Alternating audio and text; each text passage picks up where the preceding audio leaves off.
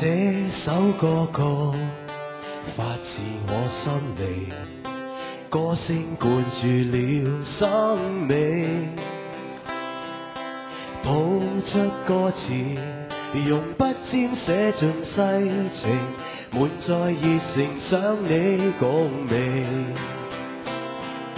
有你伴奏，悠然哼着真音樂，音符悅耳動聽，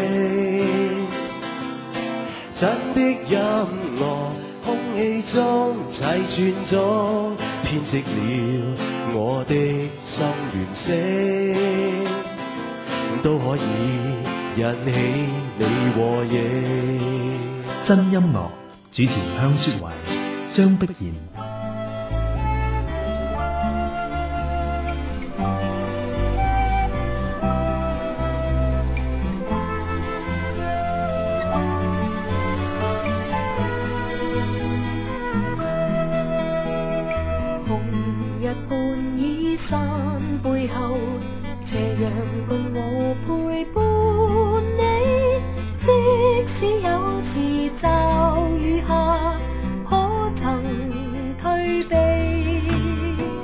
喺直播室入面呢，就有我張碧然啦、向雪懷同埋盧國沾嘅。盧國沾你好。你好。咁我哋上個星期咧都講過啦，咁你除咗寫過大路情歌之外啦，亦都寫咗好多小路嘅情歌啦。咁講到情歌嘅創作，咁我記得你喺80年代初呢都發起過呢個非情歌運動嘅。係啊，我都搞過一個咁嘅運動。覺得太多情歌啦，事實上。自己寫得多，寫有啲厭啊，寫情歌寫到首首一樣嘢，都首首都係情歌。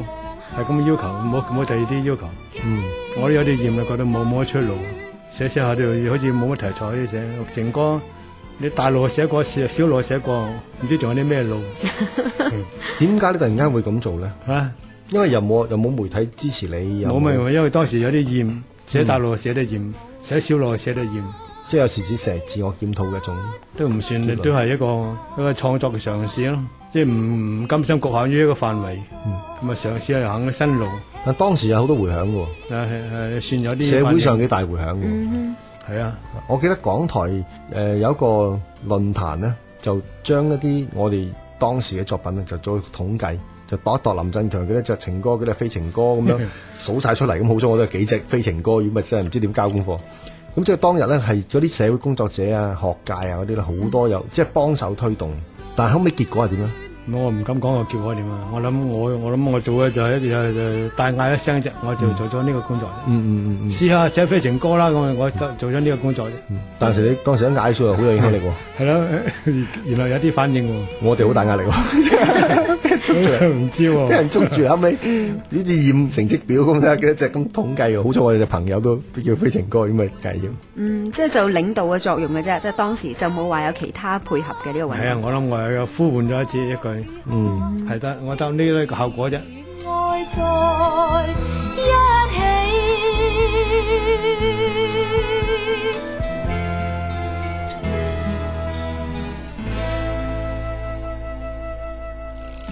每次我寫新詩，費盡勞力心思，形容詞用盡也不似，難形容是痴心，難形容是真愛，令我猶豫寫了又試。你嗰時有記得出過本書啊？係都係寫歌評啊嗰啲係嘛？即係同黃志華合作過出嗰本書。嗰本書叫《話說填詞》。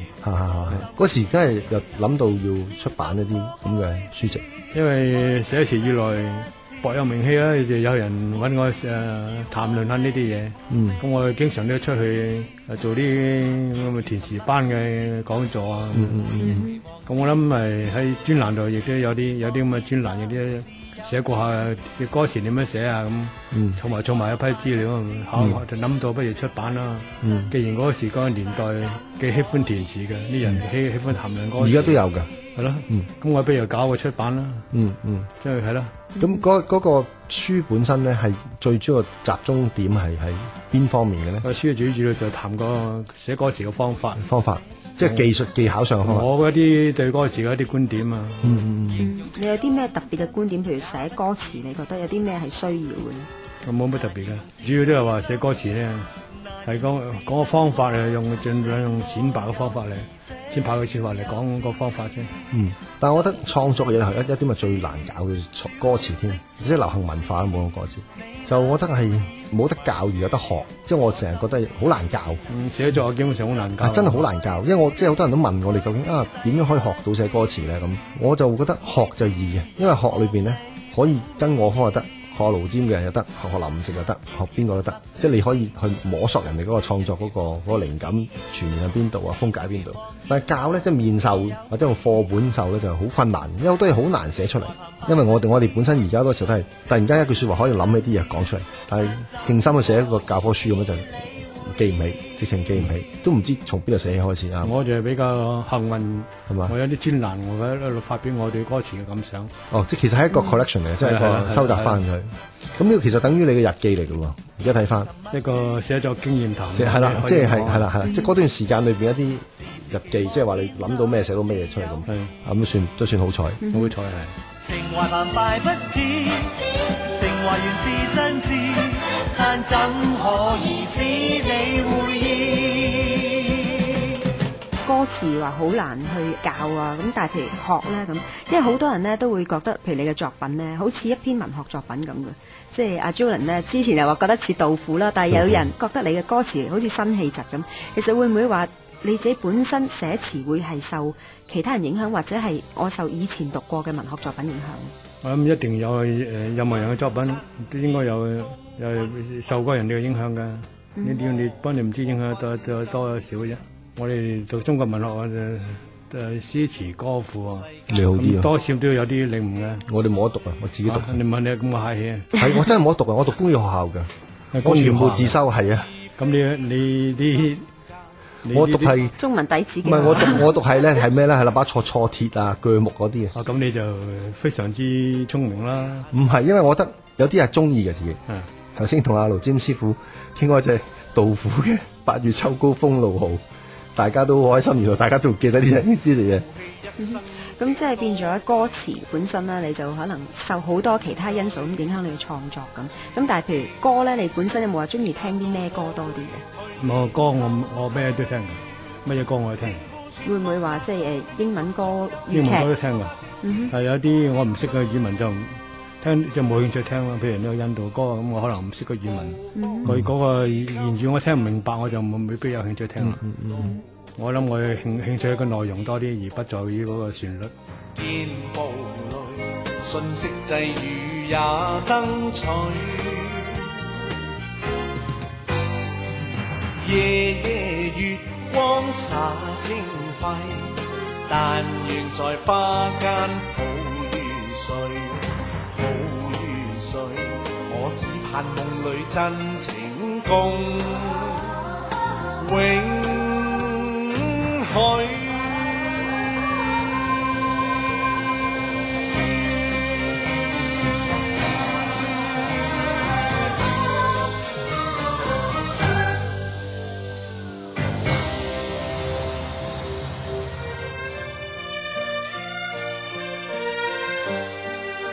當年有幾個歌星咧，有兩隻歌咧，好我記憶猶深。一個叫每當變幻時，分離；一隻咧就叫做人在旅途灑淚時，就係阿雷安娜同關正傑。點解新呢？因為當時我就做緊一個錄音室嘅錄音師，永恆咧就租咗寶麗多當年嘅錄音室，咁就阿馮偉棠你哋嘅同事同埋分離咧就係錄一隻碟，咁每人一半，西就馮偉棠，西邊嘅分離。咁當年咧，永恆鄧生就將個風套都分咗兩邊，一邊係分離個樣，一邊係馮偉棠個樣。咁其中一個歌叫每當變幻時係你寫嘅，咁有幾句好精彩嘅，即係石頭他朝會成翡翠。我諗呢個係一個即係而家任何一個人從呢句說話可以有多哲理存在。一就係石頭無啦啦唔會變翡翠，一定會俾人發現咗去琢磨先成到翡翠。第二，佢根本係翡翠嘅材料，只不過俾嘢封咗，冇人知。咁即係話個機遇係兩方面：一你冇咁嘅料子，第二你冇咁嘅遭遇。咁我諗呢個正正好咧，一句說話將成個即係人生個歌本身攞出嚟。咁呢個咧亦啱啱分離咧，當時係冇名。當時咧，大家嗰個注意力擺喺馮偉棠度出錯，因為馮偉棠已經係出過一兩隻碟啊，佢爹哋喺個電台嘅名播音員啊，咁樣一路咁樣，點知得賣出嚟，調轉頭呢隻歌橫掃全香港，超過40萬賣咗。係咩？係啊，好勁，我就唔知個數字，我知道佢好受歡迎啊，真係。好犀利呢隻歌。其實變翡翠歌咧就變咗分離，係因為呢隻歌。如情侶，你我有心追隨，遇到半點風雨便思退。常見紅日照東方，每當天夕陽，便知時光去。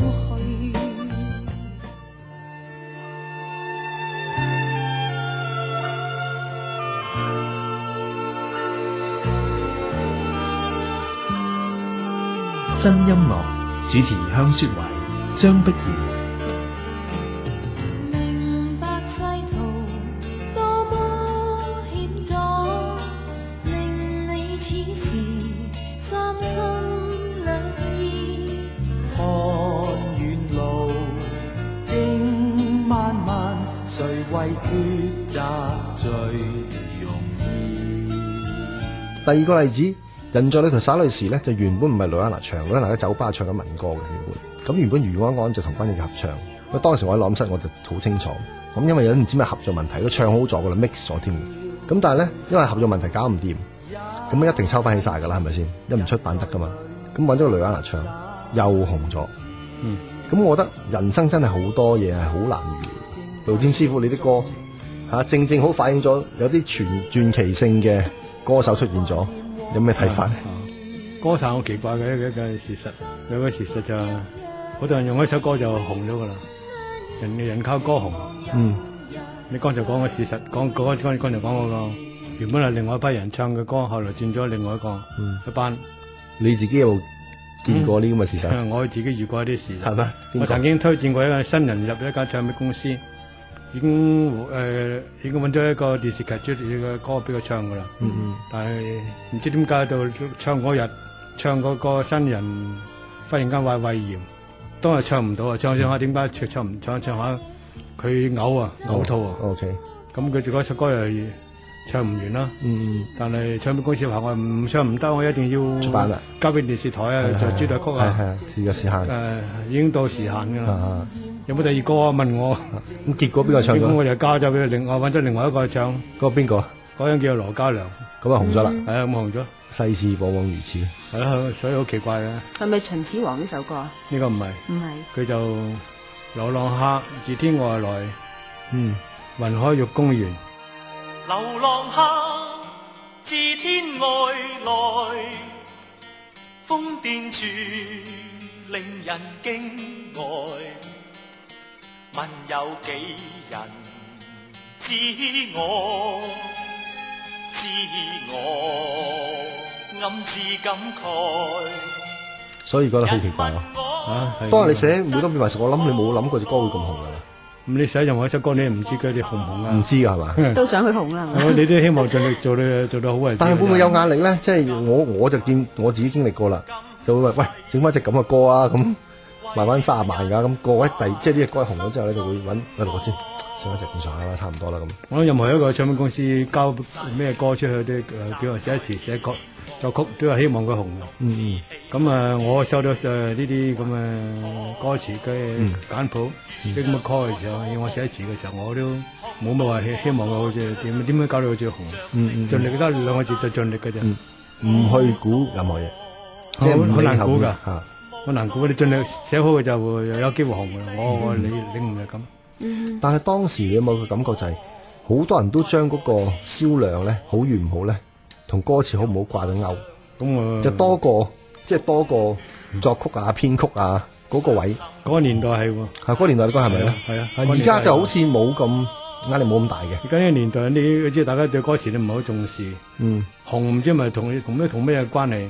有啲靚唔靚關係，好似同歌星嘅關係多啲，同靚唔靚嘅關係，係同隻個曲又冇乜關係，好似同詞又冇乜關係，同報道多少關係，宣傳有乜關係又唔知，大家都估唔到而家啲歌點解紅啊！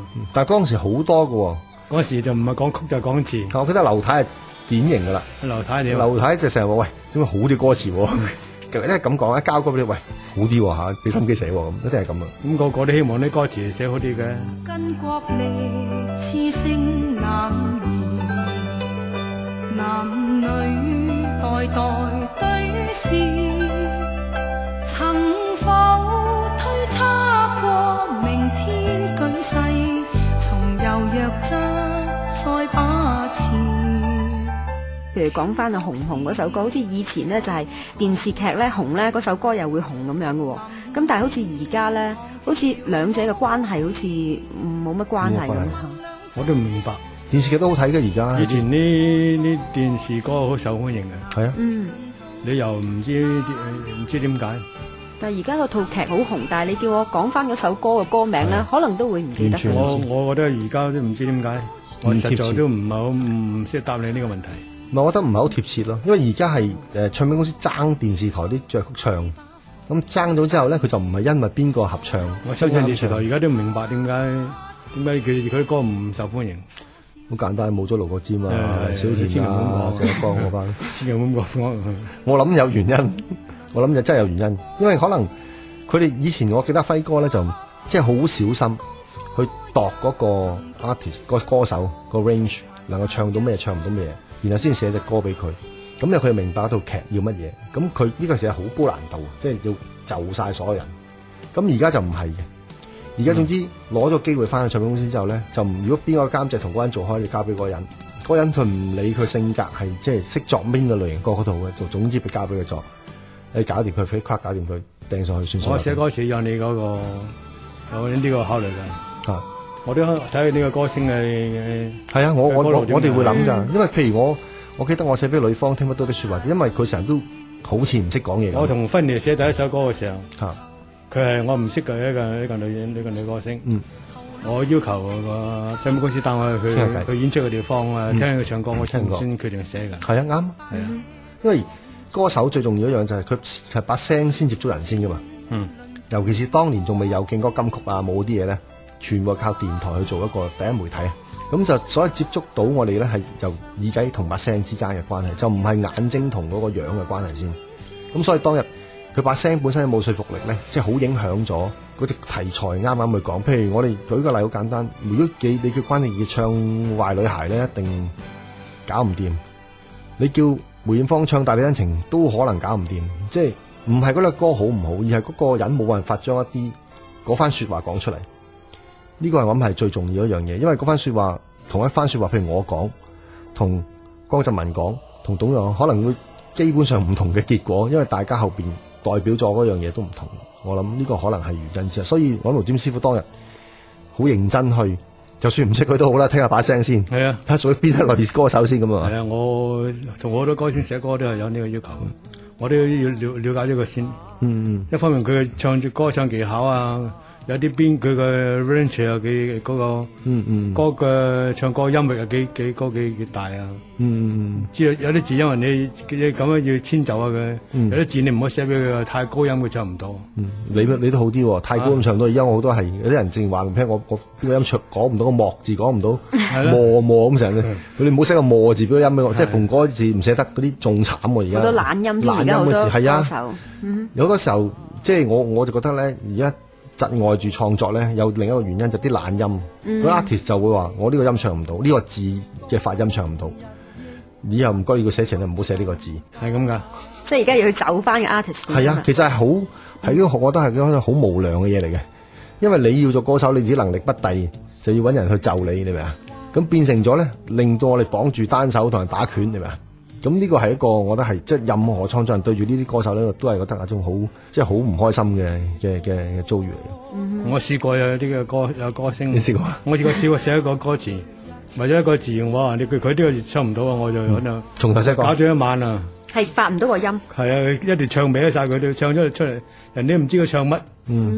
所以使唔使從頭寫過咧？咁要成句改過。起碼我經驗就唔單止改一句喎，前後都要改喎。改一句就都牽發動全身。係啦，咁起碼成段冇咗，仲得嚟過。但係你再寫嗰段咧，可能你唔係最中意嗰段嚟嘅。係啊，最早嗰段先係最中意嗰段。係啊，幾悲哀創作人嚟嘅。有啲歌星有啲佢唱歌技巧唔係好高。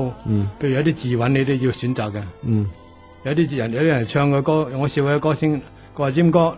我呢個韻唔同我先唔好同我係啊，指明唔好寫嘅話寫我唔唱得嘅話，講明啊 E 啊 C 啊嗰啲 G 啊咁嗰啲一唱到嗰度佢變晒個音噶啦。天生唔得嗰啲。佢個音域係咁窄嘛，咁你唔可以選個韻俾佢寫咯。不過都早期嘅歌手就少呢啲嘅。係啦，咁你要選擇㗎，咁你要設計㗎。咁所以你呢個如果唔識佢嘅短處咧，或者唔識人，根本就唔知道。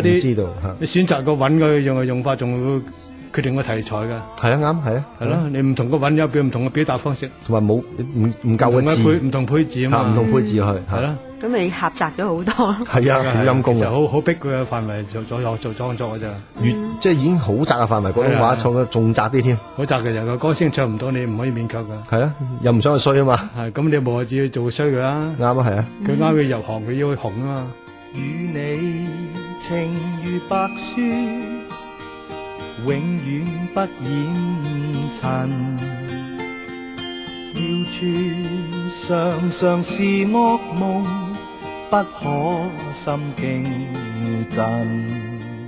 好啦，你對歌聲咁好啦，問翻個問題啦，因為歌聲對我幾現實，係歌聲對你好唔好啦？歌聲對我都幾好啩，應該幾好啩。但係我睇到有啲嘢，你講好唔好啊？咩嗱邊方面嗱，私底下對你好一定有 ，OK， 一定有，我覺得，因為你對人咁好。但係我記得喺前年呢，作曲隊嘅會咧就頒咗個 Hall of Fame 俾你，就終生成就獎。咁就有有一啲演唱會嘅製作嘅公司咧，就曾經想過同你搞一個作品嘅回顧嘅演出。咁我知遇到好多阻力嘅，係遇到好多阻力嘅。咁我亦都好難講話呢個阻力令到呢件事仲未出現係對你係好定唔好，好難去界定呢樣嘢。但係我覺得就係一個損失。嗱，點解咁講咧？我喺國內裏邊有啲朋友，有一個叫許建強，佢係做羊肉營造成功咗嘅。咁佢有一次佢喺上海嘅蕭山去開個作品演唱會，全中國無論喺澳洲啊嗰啲移民咗嘅歌手啊、廣州啊，包括毛寧喺北京，你全部自費飛落去為佢演唱會做演唱，一毫子都唔收。但係我睇香港咧，我暫時睇唔到我哋嘅歌手，無論係從60年代、70年代到現在咧，有咁嘅胸襟，即係去為佢曾經為佢做咗好多作品嘅人咧，係付出一啲啲。我只係想話比較計較，國內嘅咧，我見到係冇計較。嗱，香港我都係計較。你又有咩感覺咧？我攞咗終身成就獎之後咧，確係有製作公司同我傾過，搞一個演唱會。但係後來嗰啲獎點解搞唔成功，我就唔知道，或者佢未放棄都唔定，都未必唔成功嘅。有冇咩阻力我就唔知道。但係如果呢個演唱會嘅出現到咧，我覺得咧唔單止係盧占師傅開心，我諗係好多樂迷都開心，因為能夠，因為我哋嘅作品最大問題就分散喺唔同唱片公司，好散，分得好散，係冇辦法能夠一間公司出晒。如果唔係嗰個作者本身能夠帶頭到呢件事幹，即係個 feature 唔係，如果唔係喺盧國沾度咧，就冇可能做到。咁只有一個可能性就話盧國沾係當晚嘅主人翁，咁嘅時候咧，大家唔計較之後咧，就會出現到。咁我諗全世界其實都等待緊好多，譬如盧國沾啊、鄭有光啊、黃霑啊咁嗰幾位即係名家嘅作品，能夠有一個collection， 即係等於我哋而家見到成日電視廣告。有啲咩唱片公司有啲咩 favorite 嘅 collection， 即係30隻歌擺埋一齊咁。我諗呢個係大家期待緊嘅。我諗即係希望能夠即係香港嘅樂壇幕前同埋幕後嗰啲唱片公司老闆能夠促成到呢件事。我諗即係大家一個即係更開心。咁我哋都希望啦，即係有咁嘅一日啦，我哋有一個盧國沾金曲會之友嘅音樂。我都希望有呢個咁嘅一日啊。咁今日咧就唔該晒盧國沾先生嘅，多謝盧師傅。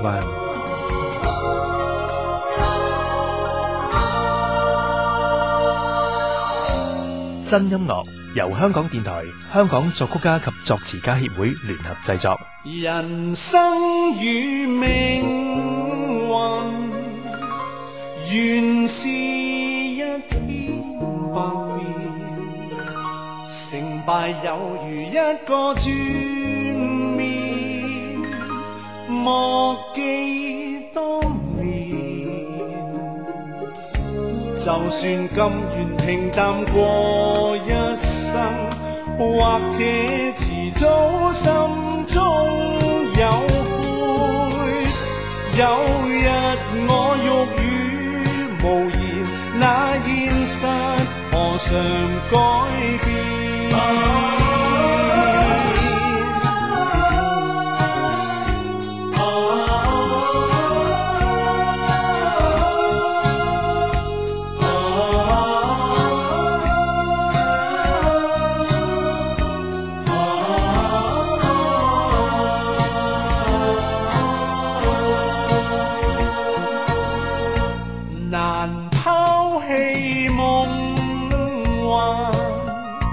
無奈講聲再見，明白到埋手怕見現實未免可憐，讓我今後面對命共利，或者遲早心灰意冷。有日我若再回頭，笑望着人還轉